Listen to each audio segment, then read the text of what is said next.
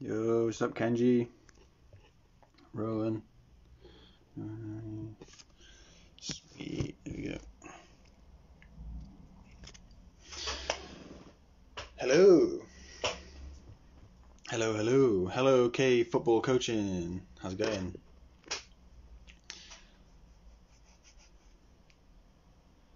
Hey, thank you, man. Big love, Ogmore by Sea. Go, Ogmore. Yeah, I'm down there quite a lot, man, so might see me walking around the streets or something. Today, I'm chatting with Esmonde Cole, who is an actor, voiceover artist. I've known him for a few years, and I'm really excited to introduce you guys to him. He is a legend. He's just messaged me, actually. Oh, yeah, cool. Yeah, Esmonde's great. I've seen him on stage. Hello, Jonathan. Yeah, I've seen him on stage, and it was actually like a modernized version of... I'm terrible with my Shakespeare. I'm pretty sure it was Macbeth, but he will correct me on that. And we got up on stage, and we were part of the show and everything. It was really cool. There was wine, fake wine everywhere, and food, and it was pretty wild. But yeah, I'll talk more to Esmonde about it. But yeah, this guy's great. He, I've seen him do really serious stuff so well, and also just be funny as hell. So yeah, I'd highly recommend following this guy from the start, because he's going to do some awesome things for sure. Let me just check. All right, he will be here soon. I want to tell you about him, but I don't want to ruin it for you. I can't remember how long we've known each other. I'm trying to figure out. But feels like forever, although it's only a couple of years. We often exchange long WhatsApp voice messages, which through lockdown has been awesome.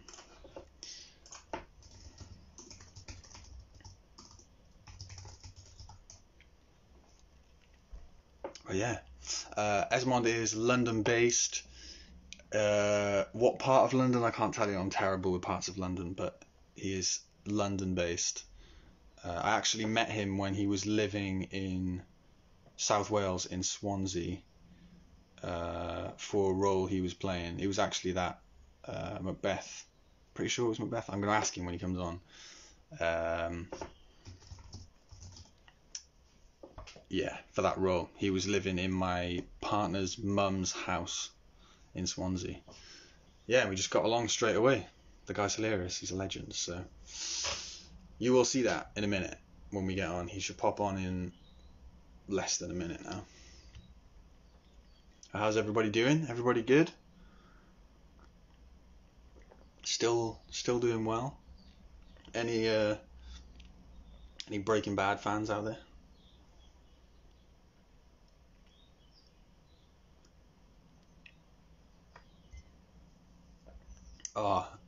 Recommendation. I've been watching a series on Netflix called Connected, and there's an episode called Digits, and it's all about I can't remember the name of the formula now, but there's this number formula that applies to everything in the whole world, and the whole episode is him showing how this formula applies to everything in the whole world. If you have an hour, Netflix, Connected, the Digits episode. Prepare to be mind blown. It's crazy. Right, where is he?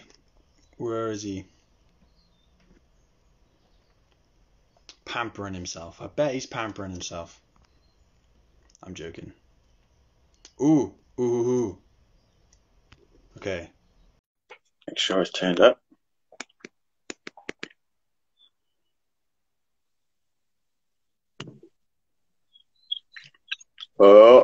Oh. Sorry, bro. I was literally just pampering myself. So, oh man, Look, that's I didn't have enough time for you, that. and just pampering yourself all the time, you know. Classic. Just yeah, I'm so sorry. Like it's just classic. But yeah, I'm here, man. Oh, cheers. Yeah, what are you drinking? Cheers. Lap song Shushong. Ah, you fancy man. Are you acquainted with the lap song? I'm not. I've only had it once, I think, ages ago. Why only once? What's going on? I don't know, man. I'm more just a straight up black coffee kind of person. But you're going the healthy route, isn't it? Isn't it like a good replacement for caffeine? Am I right in thinking that? Maybe. I mean, like I discovered it when I was in Wales when I was doing Macbeth, and the person who I was doing the play with, she like introduced me to it, and there's I never look back really. And anytime like I mention it to people, it's almost like a secret like tea. Like people are like, oh, you know about the good. Oh my god, Yeah. you drink lap song? Oh my god. You on that lap song wave? Yeah. You know, you got the secret handshake and everything, yeah. You got any? Nah. I've only got the L Grey. So how's your week been, man? How's my week been? It's all blurring into one now. But so it's Friday. What did I get up to? Bit of writing, bit of voiceover stuff. Cool. Meeting up with a couple of my friends. Meeting up with mates and then just kind of trying not to go crazy. Because what are things? How about yourself? I mean, like you're not that far from me. I guess you're like 3 hours, 3.5 hours or something. But I mean, currently that feels like the other side of the world. So yeah. But yeah, how are things around where you are? Is everything feeling a bit normal? Well, normal was in like this morning. Like I think everyone on the top floor, because I live on the top floor, was like woken up by this guy just like screaming his head off because I think they're like doing up one of the flats just a few doors down, and like I think his stuff had been stolen. So he was like screaming his head off. But that's normal. So then, yeah, everything's good. Everything's good. Standard. Like, woken up by people screaming. Yeah, like that's standard procedure, you know. So yeah, I mean, like in regards to like actual like coronavirus and stuff, I mean it's a bit like everywhere really. Like I guess in England, it's not really being taken that seriously. In regards to just there's a lot of like doing whatever. But that comes from the top down. So yeah. It's the lead. But yeah, I mean, like everyone seems to be at least safe, not like going crazy or anything. But, that's good. That's good. Yeah. Well, let me introduce you to people a little bit. So tell people a little bit about what you do for a living. What your thing is. My thing is that I do this thing called acting. I can't really do it much of it right now. Most of it's done virtually. So this is a great kind of I'm seeing this as a self-tape for any casting directors out there right now. No joking. So I do acting and voiceovers. Aspiring writer, I guess, but I haven't like published anything. It's all like long-term stuff I'm writing. So acting and voiceovers is what I do. Your stuff you're writing, is that scripts? Is it like book stuff? Everything. So like at the moment, so I like do like radio plays, screenplays. But at the moment, my two like big projects are a novel that is a prelude to an interactive fiction, which I've been writing for a few years. I think I might have told you about it. I think so. A couple of years ago, maybe, or a year ago. Yeah, always like bang on about it. But yeah, those are the two things I'm focusing on at the moment. So the novel and the interactive fiction, which I'm really excited about because I kind of had a little breakthrough with a couple of the character motivations, which I was a bit stuck on, which has like helped the story a bit now. So that's good. So when you say the prelude to what did you say, an interactive? Yeah, interactive. So essentially the novel is almost like if you think of it as the the backstory of like the equivalent to the Thanos of the interactive fiction. Okay. So essentially, it's like a story not centered around the big baddie, but like it gives like the origin story of like the big baddie that becomes the bigger baddie in the interactive fiction. So the interactive fiction, will that be in like book form, TV form? I want it. I mean, like at the moment, because I read like any interactive fictions that I read, it's either through like old like Goosebumps books that I have, so like in book form. But the ones that I read mostly are through an app called Choice of Games, which essentially you could just essentially read it on your phone and then click the options that you want. So probably through there, because I know there's a good audience for it there. So yeah, probably online first, and then like depending on like, because it's always like with these things, like unless you're like Stephen King, then you're not gonna your novel's not gonna be picked up like straight away and like slapped on the big screen or the smaller screen. You're not suddenly gonna have a on Netflix. Yeah.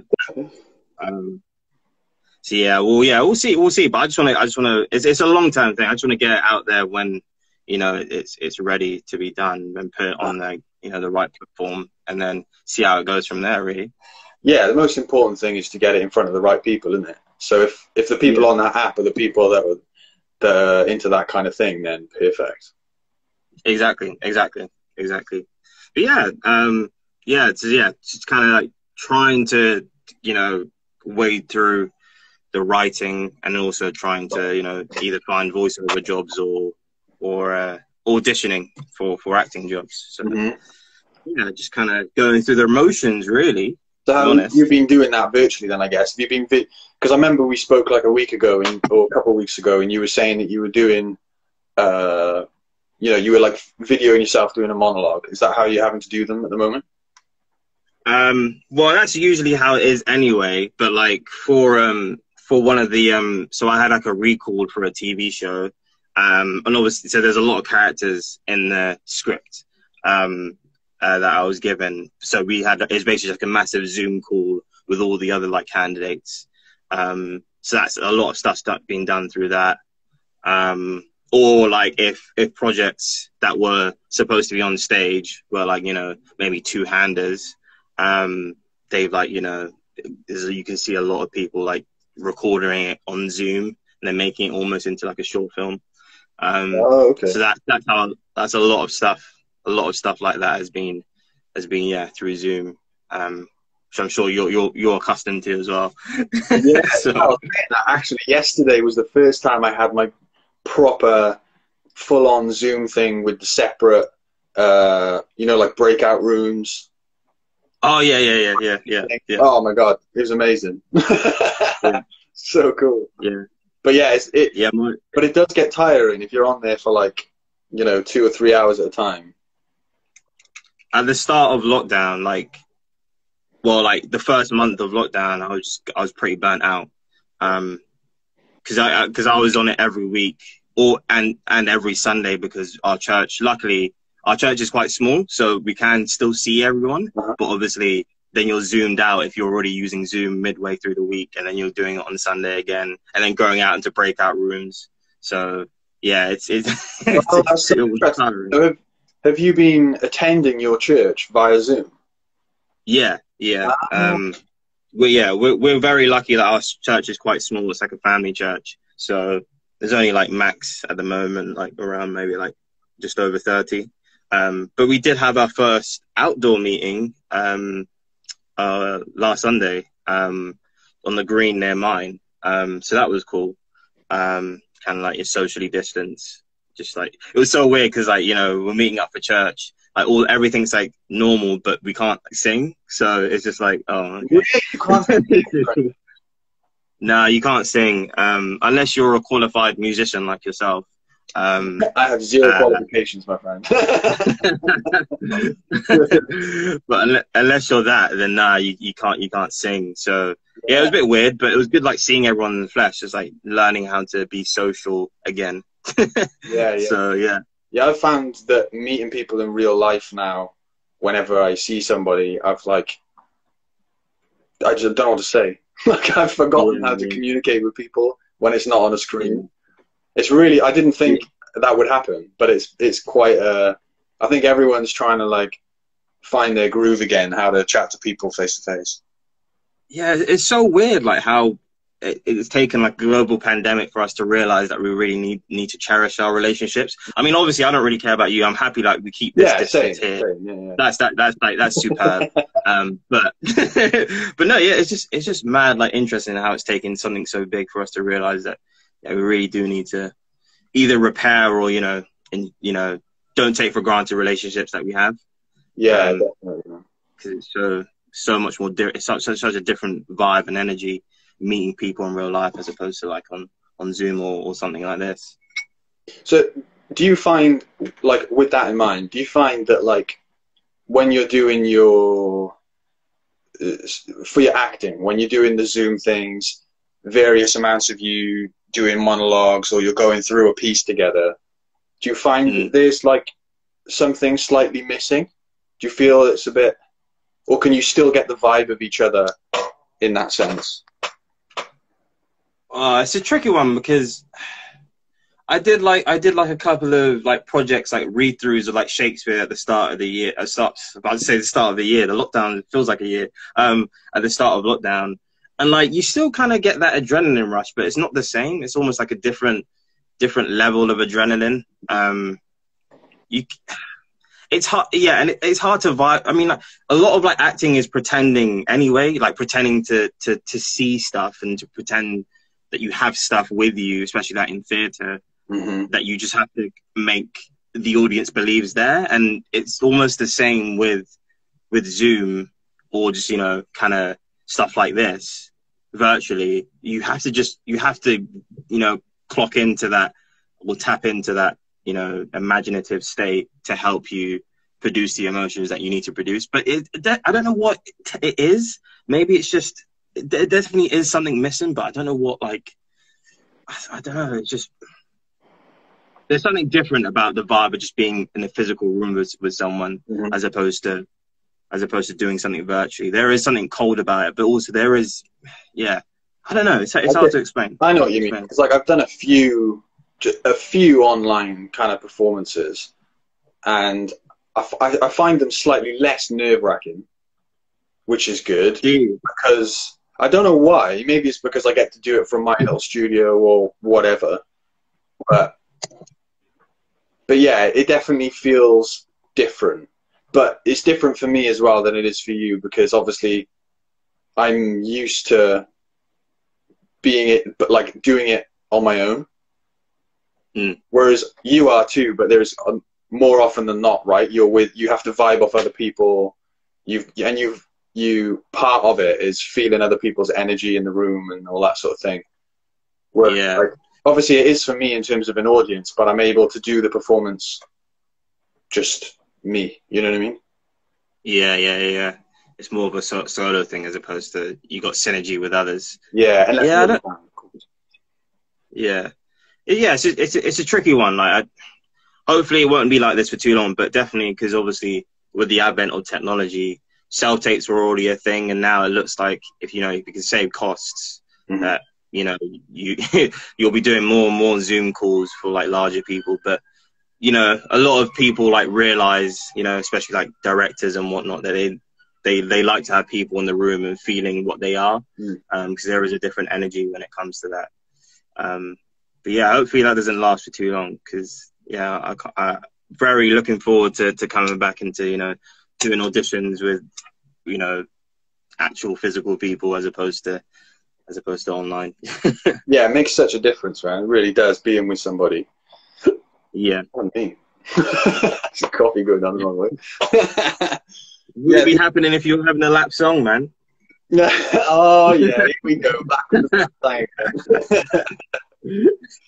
Standard procedure. You gotta make me swear. So what else have you been working on aside from the acting and the auditions you've been doing?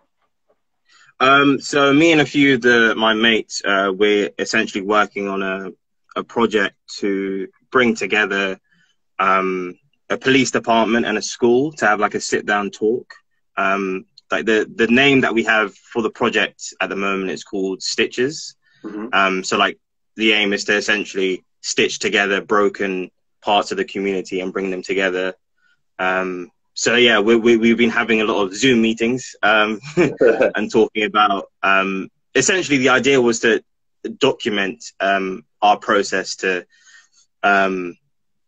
getting an MP on board, getting the school on board, getting a police department on board, and then the culmination would have been a live stream of like the discussion between the two parties and just talking about, you know, their experiences, like children's experiences with the police and the police's perspective on things when they go out on calls and stuff and go out into certain areas, and just gain a level of understanding. But we also realize that we don't want to just be part of the conversation, because luckily, if God willing, like, you know, it does well, and like, because the first stages of it is going to be like a podcast. So we're going to go through stuff like topics like Windrush and relate it to how UK police relations with, you know, the youth and children have been affected because of that.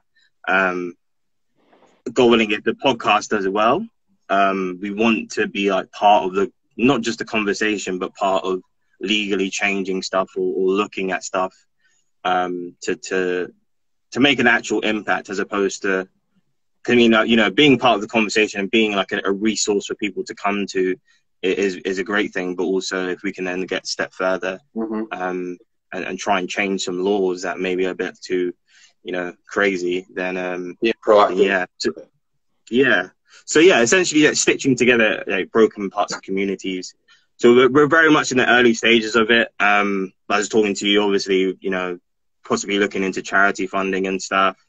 But, you know, we're all quite focused on, you know, doubling down and doing our own research. And, you know, we've got like a whole resource list of books and documentaries to watch to educate ourselves on the topic, to then be able to, you know, go to an MP and write to an MP and say, hey, if we bring together a police department and a school, would you essentially co-sign it? Would you be the one, like, kind of, essentially you can put your face to it, because it works for everyone. It's a great for the police department because they can get to their local, you know, a local school. It's great for the school because a lot of, we don't really, I mean, like a lot of us who, it's a very like a mixed group of us that are working on this, but we've never really had any interaction with the police that's been good. And if it has, it was like maybe like a primary school level, and we remember their names. So like there is definitely like an impact, and there's definitely like a that type of authority is definitely needed to be, you know, coerced into a nice relationship before it kind of turns bad, and you learn about, you know, or see about, you know, all the bad things you see on the news about the relationship between the two parties. So essentially, just trying to get ahead of it before it like turns into what it is in America, really. But yeah, it's very early stages. Very much hard work, but because obviously everyone's, you know, got their own stuff that they're doing. But yeah, well, that's kind of what one of the things I'm kind of putting my energy towards as well. That sounds yeah. awesome. And like you said, that's like a seriously mutually beneficial for both sides, really, isn't it? To both just come together and see each other's point of view to begin with, but also starting off kids from a young age to just be around sort of like authority figures and to feel comfortable around them from the get-go, so that maybe in the future when an interaction comes along, they wouldn't feel as scared or as intimidated, and maybe hopefully the situation would be a lot easier. And it was just interesting. Like one of the first like kind of tasks we set ourselves was to like write up a list of like advantages and privileges and disadvantages you feel like you have within your kind of situation and race. And it was just very interesting to see like a lot of the black guys who were involved in it. We all had the same, like, it was very hard to find any privileges, and there was a very like a common thread with all of the disadvantages. And it's just like the hope is to eventually get to a point where, like, if we, you know, hold this sit-down conversation and maybe then it evolves into something else and we're stitching together other parts of communities, it will eventually kind of maybe build a culture where we don't get to that point where we're all having a shared bad experience, I guess, and not getting to that point, and just knowing that there's a resource there and there's a discussion there, but also a powerful discussion to try and change experiences from the top down, for a positive, as opposed to kind of just making noise and not really doing anything with that kind of almost like heat, so to speak. So yeah, hopefully we'll get there, but like it's definitely gonna be a long process, like at least like a year's worth of just grinding and making sure we talk to the right people and get the right people on board to help us with it. So that's kind of your aim, to like at the point of a year we'll have started up the podcast. Or do you plan on doing that sooner? The podcast we're gonna try and do sooner. Our next meeting will be next Friday. But in regards to like in a year's time, we're hoping to at least have the school, police department, and MP on board. Cool. Yeah. And we can kind of essentially from there. It takes a few months to then sort out the logistics. Just go from there. So that's kind of the aim. So like a lot of time of just like learning for ourselves, doing our own research, speaking to the right people, gathering the funds that we need to create the podcast, if that's how we're gonna kind of go really aggressively down that route, and then figuring out where we need to go from there and who we need to essentially speak to really get the ball rolling. So when you say we, how many of you are involved in the collective at the moment? I think around six of us, and only 2 of us are actors, and everyone else is in like different fields of work. So yeah, it's a really like diverse group of people who are and because it helps that we're all like close mates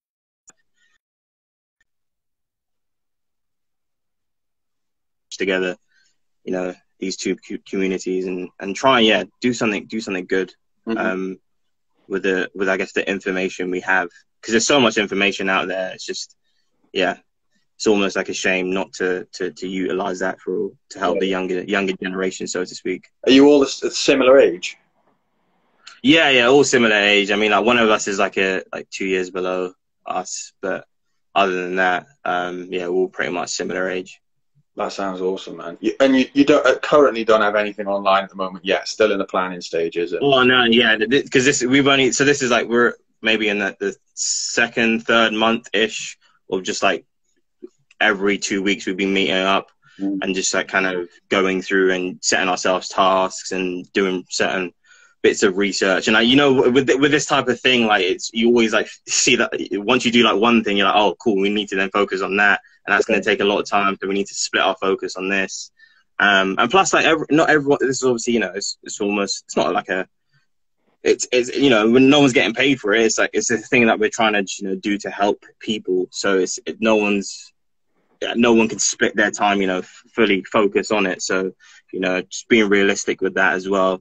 So yeah, it's hard, but like I think we're making good progress, to be honest. Well, if you don't have anything online, if people are watching this, I highly recommend you go and follow Esmonde.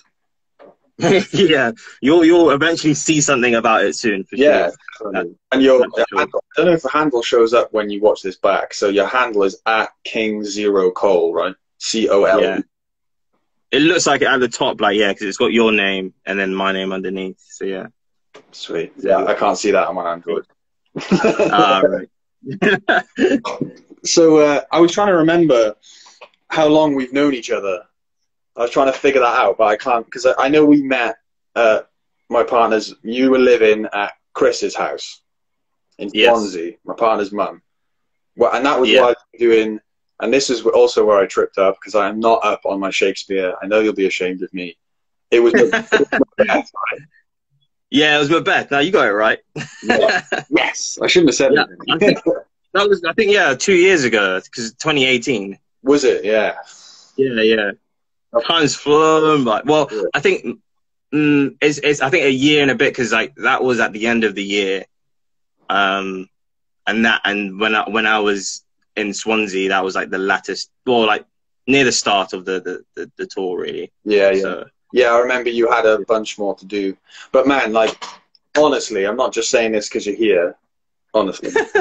But you were so good. Like, obviously, that was the first time I'd seen you. I think that might be the only time I've seen you perform, like, on stage. Yeah, yeah, yeah. You, like, blew me away, man. It was crazy. Because obviously, we'd met the day, maybe met the day prior, right? Or a couple of days prior. Yeah, yeah. Performance. So a couple of days, yeah. we've been hanging out a little bit and chatting about all sorts. And then when I saw you on stage, you was just like different dude, completely different guy. It was just like, honestly, man, you are epic at what you do. That's good to hear, man. I appreciate that. That's good to hear. Yeah, because that was a hard play. Oh yeah. So for people who are in the live chat, essentially I did like a two-hander Macbeth. So me and another lady called Zoe.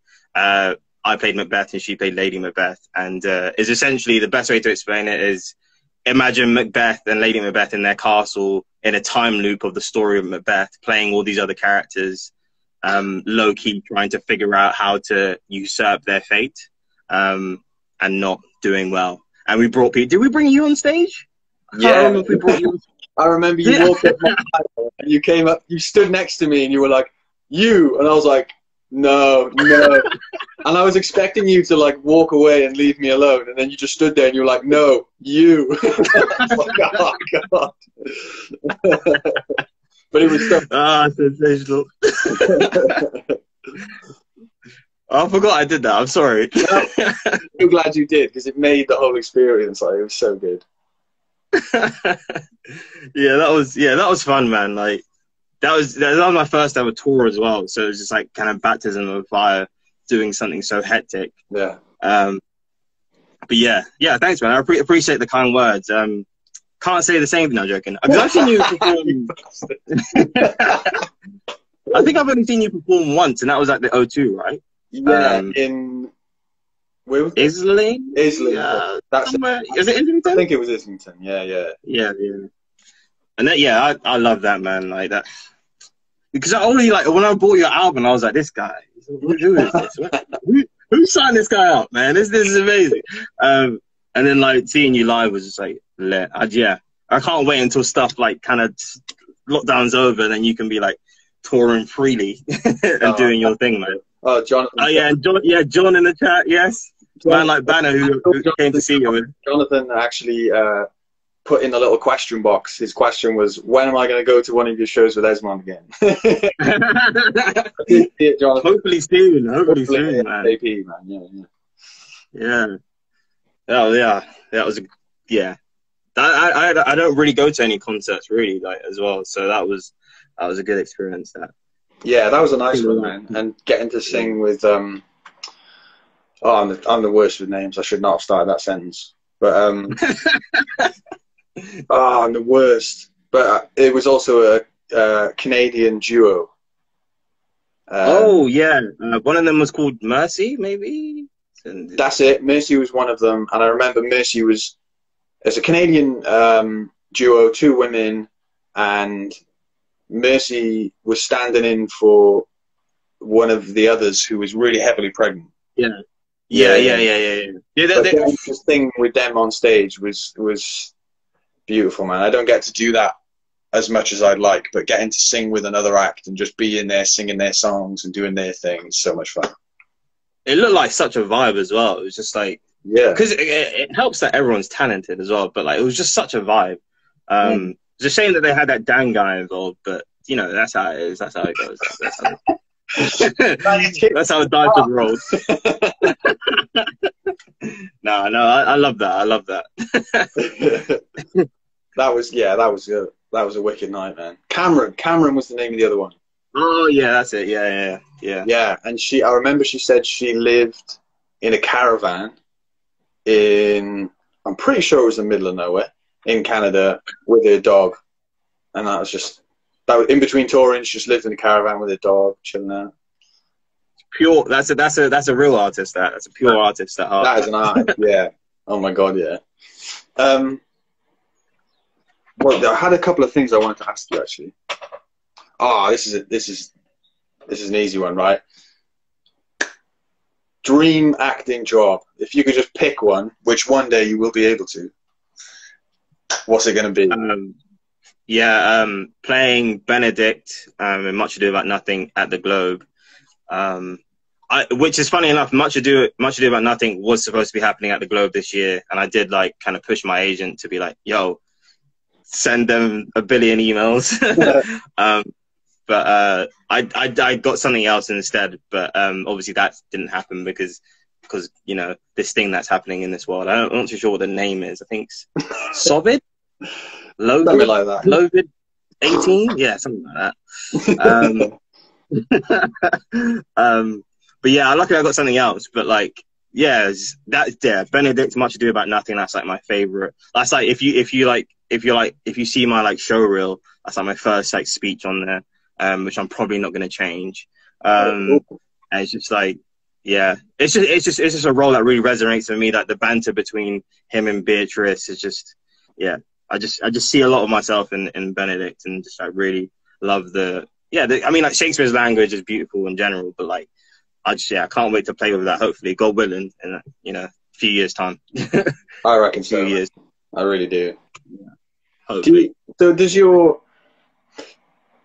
your passion lie more on the stage side, on the screen side, or do you love them both the same and they're just a different art form?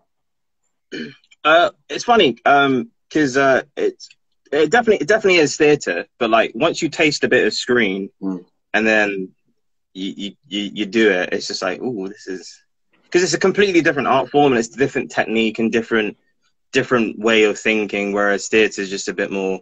It's almost funny because like, the more like screen you do, the less almost you're like kind of you're working that theatre muscle like less, and like you have to like try even harder to come out your shell once you go back on stage. If you do, that's why sometimes you do see like major screen actors and see them on stage and you're like, I'm not too sure about this. Which is a shame, but like obviously that just shows how hard it is. But yeah, theatre for sure would be my passion. I mean, like the kind of the aim is, or the goal is, the dream is to do a lot of screen now, so then to be able to essentially make a career, then loop back and do theatre with like a name. You see a lot of actors doing that, don't you?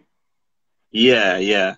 Because unfortunately, and especially now, there's not much money in theatre, but it's better than doing screen, because you can be doing unless you're like in a long running show, you could possibly meet one of your scene partners. So like I don't know if you watched Moonlight. No, I haven't. It's on my to watch list. Yeah.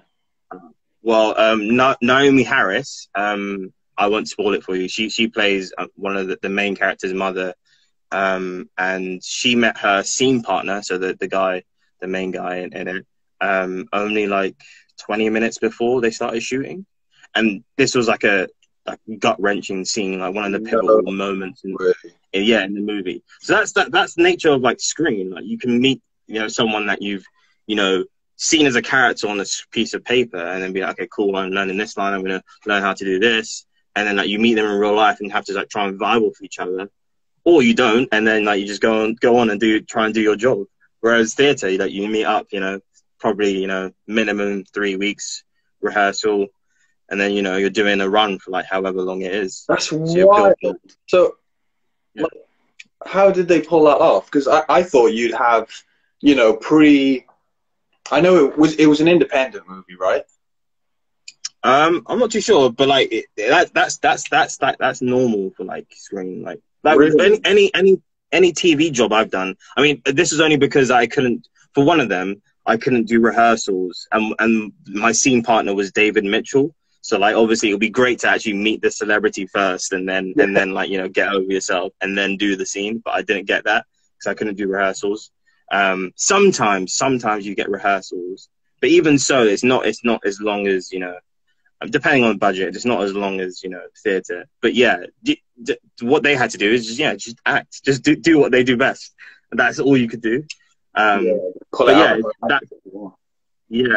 that's how it is. That's the nature of it, and that's why I prefer to do theatre, because you build up those relationships, and with like the audience as well, because it's almost like instant feedback. on and off stage, good or bad. So whereas, you know, if it's TV or screen, like you're waiting months, perhaps years until you see what you've done on screen. Yeah. So and then you're at the mercy of the critics, so to speak. So, oh, the critics. Yeah. Not getting to that one. Have you like, did you, when you like released your album, did you like look at any like reviews of it? Yeah, I looked at a Stay away few. from that? Yeah, and luckily they were nice. Yeah. I knew I would, because it was the first album, so I wanted to. Yeah, that's you know, is this shit? But you know, like the further you, like now, I probably wouldn't look at things anymore, because I know, or I trust myself enough to the point now where if I make something and I feel it's good and it's saying the right thing and it sounds good and it's made in the way I want it to be made, then I'm happy. You know what I mean? Yeah. And as long as it is important to me that people listen to it, of course, because that's what I want it. What I make it for. I want it to like speak to people. I want people to be able to connect with it. Yeah, that's the most important part. Yeah. Yeah. I mean, I've got to say, you've set yourself a pretty high bar, like for a first album. I'm not even joking. Like, honestly, that's the like. you might have done a Frank Ocean. Oh, I wish I had done a Frank Ocean. Oh my god. Eventually. Somebody did say the other day, actually a couple of days ago, I showed them some new songs I haven't released yet, and they said, "Ooh, that's kind of." Oh, I don't know whether I should say this. Yeah, why not? They were like, the initial vibe I get off it was like Bon Iver / Frank Ocean, and I was like, I was like, what? I didn't say it. Yeah, I mean, he's been friends with me for a long time, so he might just be being really nice. No, but the stuff's, the content's good, man. Like, it's not bad at all. It's there's no song I don't like off the album. Like, that's hard to find. Like, you usually, like, you know, you're like, okay, cool, I have like 5 favorites, and then I'll, you know, dash the others, but can't find any that I don't vibe with, to be honest. And that's not even my style of music as well. So you're definitely doing something right. That's awesome. Definitely doing something right. No, obviously nobody will know this, but it was my birthday in June, and my partner got a bunch of my friends to do do slices of videos that she stitched together, of like, you know, people just saying happy birthday and stuff. And Esmonde's video was so good. Basically went through a whole bunch of my songs on my album. Thank you, Jonathan. Cheers, man. Appreciate it. Man like Banner. I just did this mad monologue of like tying in all of my songs, names of the songs. Man, it was so good. It was so good. I think, but your song names, like they're cool though. Like they got the story to it. It's not just like kind of like you just throwing it like that, like there. I'm assuming as well. Like I'm assuming there is a meaning, because obviously, you know, you know, a lot of like artists kind of just like almost like there's like artists that you can tell that just, you know, they've thrown on maybe like the title of the song as like maybe the vibe, as opposed to like the kind of entire theme. I guess it's the same like vibe and theme, but like there is a slight difference. But yeah, and they were cool song names, so that made it easy as well. Thanks, bro. I'm gonna name all my next songs weird stuff and try and get you something trippy. Yeah. Yeah, I'm backtracking a whole load now, but I was just thinking when you were talking about the whole screen versus theatre thing, the only way I could relate to that in my head was if I felt how you were explaining it felt very similar to live performance versus studio recording, because it's the same. Right, effectively what we're both doing, isn't it? Your studio recording for TV, blah blah blah. But yeah, it's interesting crossover, and I same as you. I love both for different reasons. I think, like, I really enjoy recording for like the nerdy part of it, sitting down and like figuring bits out, using your imagination, and not really having a time sensitive thing going on. You can just sit there and get lost in your own little world. But then, like you said, live, you just get that instant feedback, and it's like, if it's good, it's amazing. If it's bad, you know. Yeah, it's funny how you can definitely feel the vibe of an entire crowd, like, and like their peaks and troughs. Yeah. And that's what, I guess maybe that's why physical interaction with people is so different from like virtual, like, you know, FaceTiming or whatever it is. So you can feel people's energies, as opposed to, you know, when it's, you know, done in a, you know, something like this, it's just like you're never too sure, unless you can see like the extremities of like the emotions that they're going through. Like, I'm naked from the waist down. Breakdown. Say again. I'm naked from the waist down. But... Yeah, you can never really tell. But yeah, like because in terms of like theatre, I guess the nerdy part is like going through and trawling through with the director, especially if it's Shakespeare, like all the meanings and the beats and the way you can mold the beats to present a different kind of emotion and cadence that can influence like the meaning of something. I think that's what all artists like really like. I mean, you know, the kind of the nerdy part of it. I mean, like, kind of going off topic here, but like there's a rapper called Logic who recently like retired. And he said that he stopped. He didn't like the process anymore because he felt like he wasn't able to enjoy what he was like writing, because everyone was just always just like kind of on him, so to speak. He felt like if he didn't say one thing, then like a large majority of people weren't gonna, you know, vibe with them anymore. And if he did, then people will think he's not cool. So he just, like, the last album, he just spoke from the heart, and it was a really good album. So it goes to show, like, well, this kind of do you really. Like, I listened to, you know, the podcast I recommended to you, Broken Record, with Rick Rubin and crew. There's an amazing one with Andre 3000, and it's mind-blowing because, like, you know, Andre 3000 is incredible, like one of the greatest artists of the past decade, easy. And it was amazing because this interview that he did came after an extended hiatus from making any music or releasing anything or any performance at all, and this was pre-COVID, BC. Oh, okay. And BC. And yeah, he said exactly the same thing you just said Logic had said, that he felt so much pressure to the point where he didn't want to say one thing, he didn't want to say another thing. And he came to the interview in Malibu with I think it was a flute. He had it in a case. Right. And he was, this particular episode, he was being interviewed by Rick Rubin. And Rick is like phenomenal at like bigging people up and showing them the other side, the bright side of whatever they're talking about. So that's why, one of the reasons I love this podcast. But Andre was saying that now what he does, because all he's ever wanted to do is bring joy to people through music, he pitches up in parks around California, just turns up in a random park and just starts playing the flute. And people are like, recognize him. Hang on a minute, that's Andre 3000 playing the flute.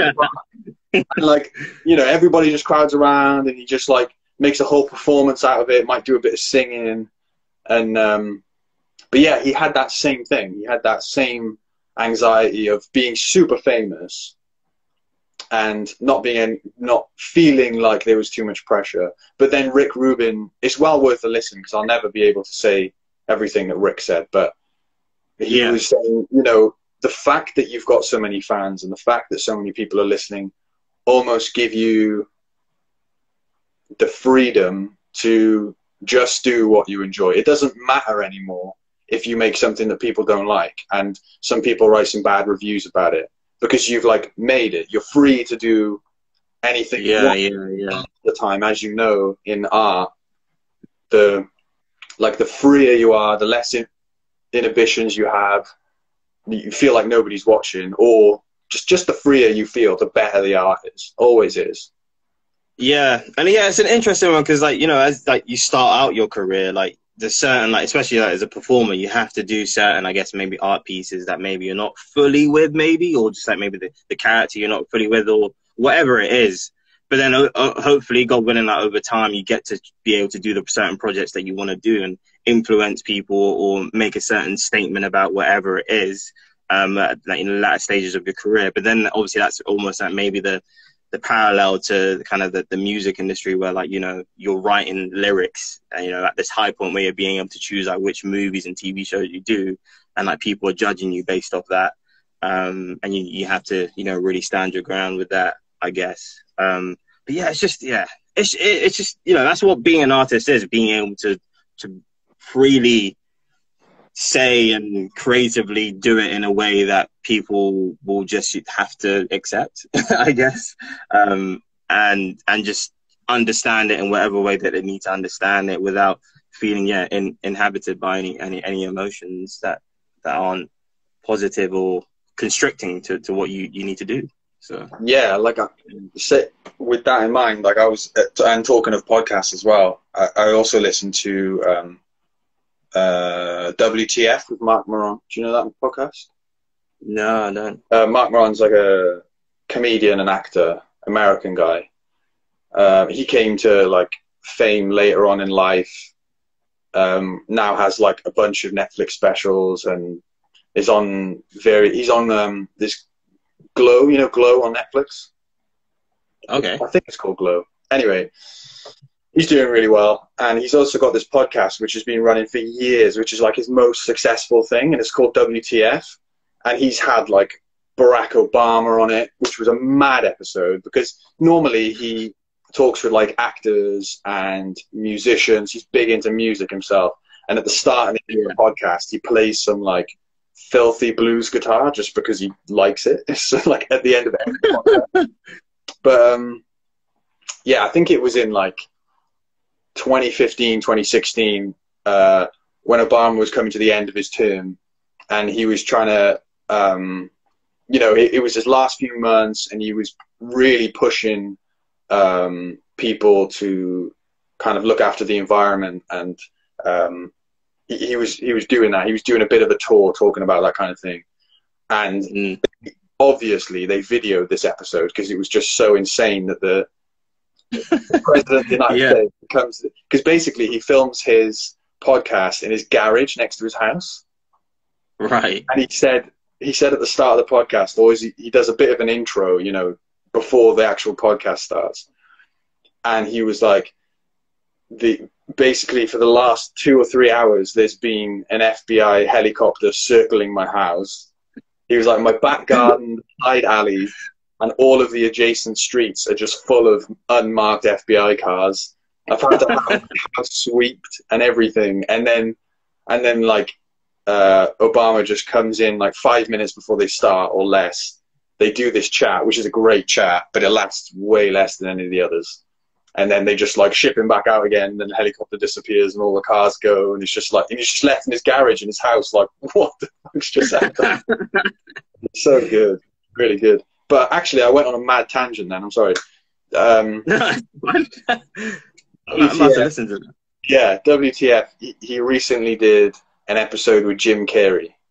And obviously he's famous for like always doing his own thing. Like just when you think Jim Carrey's going to do one thing, he just does something. Yeah. That idea, like he has zero inhibitions. And he was talking about how a few years ago he just went and bought a flat in New York City, like you do. And in I think he was in like Greenwich Village area. And he was like, oh, I was trying to revive the art scene. And he was like getting all hippie about it. But basically, apparently he said he just used to leave the doors open every day, do loads of paintings. And like, yeah, he was just really free with it. And then people picked up on his paintings and they were huge. I mean, probably partially because he's Jim Carrey, but yeah, I personally really liked the paintings. They were really good. What type of paintings were they? Were they just like really abstract? He started off doing, he's not religious, but he started off doing massive portraits of Jesus with a thorn crown.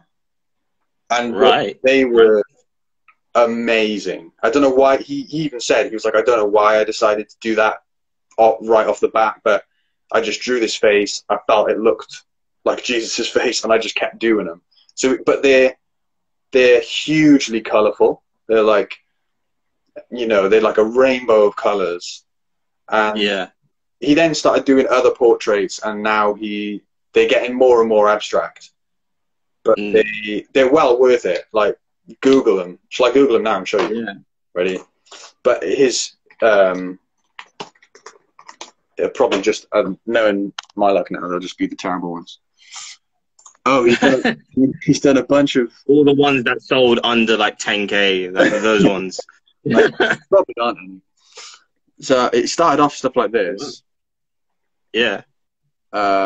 He's done a lot of like political things, like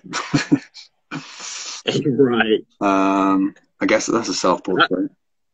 That Trump one looks like one of those, you know, those like this one. where those artists like do those like drawings in the newspapers. Yeah, political. It looks like that. Oh, that's pretty cool. So he did one of himself? Yeah, he's done it. How do I change my background? He did do a lot of self-portraits in the beginning too, I think. There's a really good YouTube video that's worth watching of him in his studio. I think this is like a still from it. Oh, mad. But actually, you get to see the scale of them here. They're huge pieces. And he just had like paint everywhere, and yeah. Was this recently? Like, how long ago was this? Because it was in the past 5 years, but he still paints a lot.